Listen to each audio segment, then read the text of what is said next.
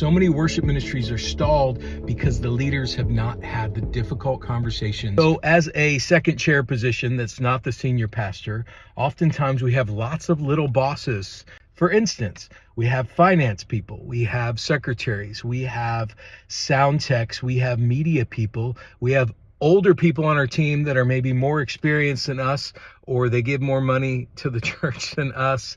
We have all sorts of little bosses. The spouses of people that are in charge also can be in charge and control us. So oftentimes it works like this, like a finance person or a secretary might say, I need this thing, I need the set list done by noon on Tuesday every week for our little church of 50 people, right? So you have to grind and get everything done by Tuesday, but in your church, a lot of people cancel on Wednesday and Thursday, and you have to redesign the set, and you can't because you're stuck because the secretary person wants it by Tuesday at noon. So we are there serving the admin. The admin is not serving us in that example.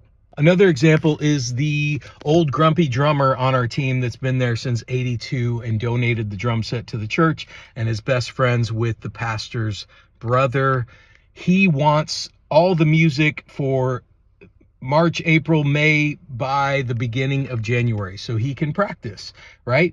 And we have to design our whole system around that one person. And the final example would be like a media team lady that refuses to let us repeat a chorus or drop a song or add a song last minute because it just riles them up too much, right? And I get it, we need to be reasonable, but to never be able to make changes to help the anxiety of one person when the whole system, the Lord is leading us somewhere else and we can't do something because we've created one system around one person. So what's the solution? Well, if you've been tasked with being in charge of music at your church, you can go to these people individually, biblically, and just say, hey, here's the tension that I'm sensing, and here's the consequence that it's bringing me.